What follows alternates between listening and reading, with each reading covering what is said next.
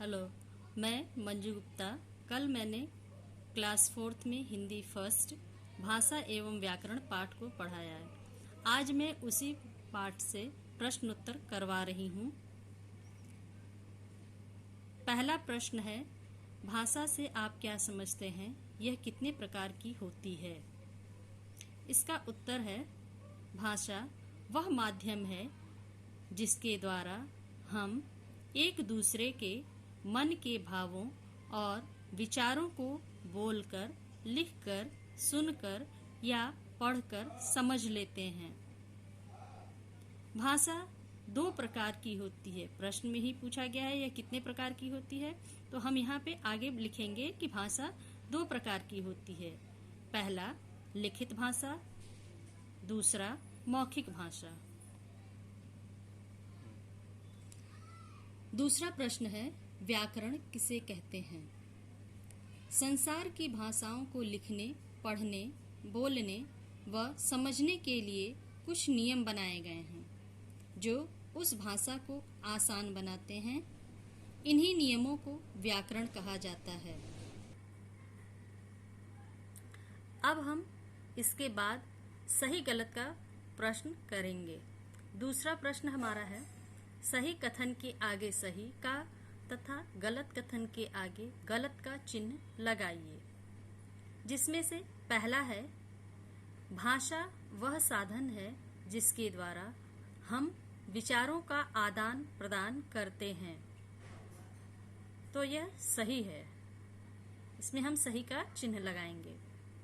दूसरा, भाषा के 4 रूप होते हैं। गलत। भाषा के कितने रूप होते हैं? केवल 2 रूप होते हैं, इसलिए ये हमारा दूसरा प्रश्न गलत है। इसमें हम गलत का चिन्ह लगाएंगे। तीसरा, बोलकर विचारों का आदान प्रदान करना लिखित भाषा कहलाती है। तो यह भी प्रश्न हमारा गलत है, क्योंकि जब हम बोलकर किसी से अपनी बात को कहेंगे तो वह मौखिक रूप होगा भाषा का, इसलिए यह प्रश्न भी हमारा गलत हो गया। चौथा प्रश्न है, भाषा को लिखने की विधि लिपि कहलाती है। तो यह हमारा सही जवाब है, तो इसके लिए हम सही का चिन्ह लगाएंगे। पांचवा, 4 दिसंबर हिंदी दिवस के रूप में मनाया जाता है। यह प्रश्न हमारा गलत है, क्योंकि 4 दिसंबर को हम हिंदी दिवस नहीं मनाते हैं। अब इसके बाद हम अगला प्रश्न करेंगे। तीसरा प्रश्न है, दिए गए प्रदेशों को उनकी भाषा से मिलाइए। जिसमें हम एक तरफ हम आपको प्रदेश लिखकर दिखा रहे हैं और दूसरी तरफ उसकी भाषा।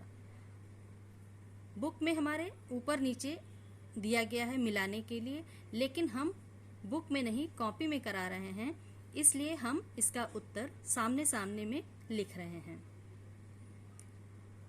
प्रदेश में हमारा दिया है ओडिशा, पहला है, तो उस ओडिशा प्रदेश की भाषा होती है उड़िया।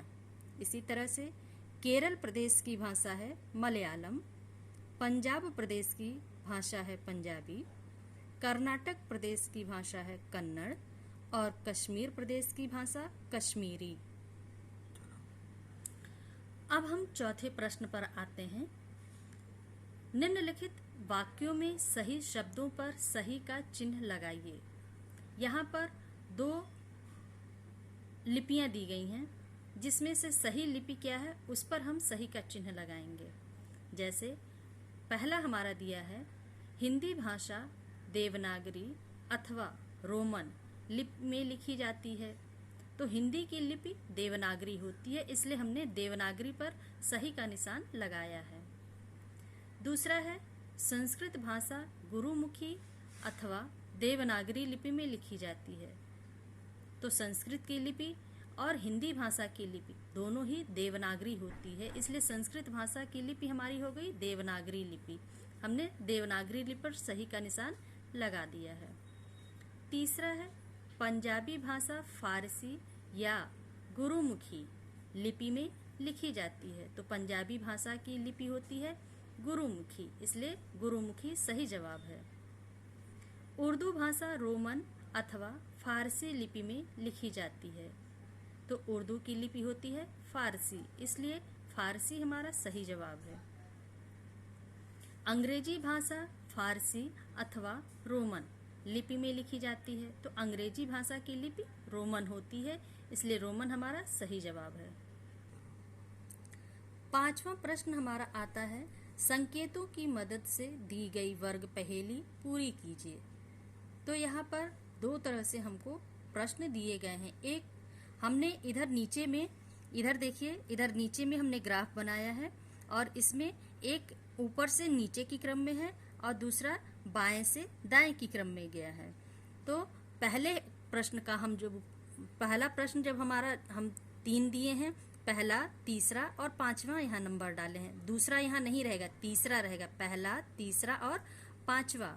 अब यहाँ पे हम ऊपर से नीचे की क्रम में जो हम प्रश्न बोलेंगे उसका जवाब हमको ऊपर से नीचे की क्रम में जो नंबर दिए जाएंगे उसमें लिखना होगा। जैसे लिखने के चिन्ह, तो यहाँ नंबर हम ढूंढेंगे, नंबर 1 पे हमारा ली लिखा हुआ है, तो लिखने के चिन्ह को हम लिपि कहते हैं। तो यहाँ हमने पी शब्द को पी वर्ण यानी अक्षर को डाला है, लिपि हमारा शब्द बन गया। फिर तीसरा प्रश्न यहाँ पे तीसरे नंबर पे यहाँ प्रश्न दिया है कि भाषा का बोलने वाला रूप।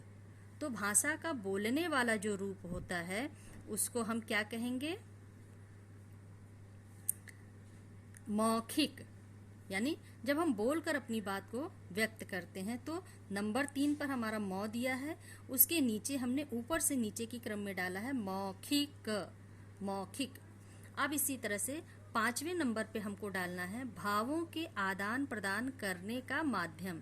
तो हमारा भावों के आदान प्रदान करने का माध्यम क्या होता है? भाषा। तो नंबर 5 पे हम आते हैं। नंबर 5 हमारा इधर दिया हुआ है जिसमें हमारा भा लिखा है, तो उसके साथ हमने नीचे की क्रम में शा डाला, तो हमारा हो गया है भाषा। अब हमारा फिर इधर प्रश्न आता है कि बाएं से दाएं की क्रम में अब हमको जवाब देना है। तो नंबर 2 पे हमको देखना है कि अंतर्राष्ट्रीय भाषा कौन सी है। तो हमारी अंतर्राष्ट्रीय भाषा होती है अंग्रेजी। तो नंबर 2 पे हम जाते हैं, तो यहाँ अंग लिखा हुआ है, तो इसके साथ हमने ग रे जी अक्षर को डाल दिया, तो हमारा शब्द बन गया अंग्रेजी। अब इसके बाद से नंबर 4 हमको देखना है इधर कि हिंदी की लिपि, हिंदी की लिपि क्या है? देवनागरी। तो नंबर 4 हमको ढूंढना है, इसमें नंबर 4 हमको इधर मिला, तो यहाँ पर दे लिखा हुआ है पहले से। अब हमको व ना ग री देवनागरी पूरा करना था। अब हम वापस आते हैं नंबर 6 पर, केरल की भाषा। केरल की भाषा क्या है? मलयालम। तो नंबर 6 हम इसमें ढूंढेंगे, यहाँ नीचे दिया है नंबर 6, यहाँ पर म पहले से लिखा हुआ है, ल या ल म, मलयालम। ये हमारा बन गया शब्द मलयालम। और नंबर 7 पे वापस हम आते हैं इधर क्वेश्चन में, उड़िया बोलने वाला प्रदेश। नंबर 7 पे देखना है कि उड़िया बोलने वाला प्रदेश कौन सा है? उड़ीसा। तो नंबर 7 पे हम इसको ढूंढेंगे, यहाँ है नंबर 7, ओडिशा, ओडिशा। होमवर्क यानी गृह कार्य में हम आपको परिभाषा को लिखने और याद करने के लिए दे रहे हैं।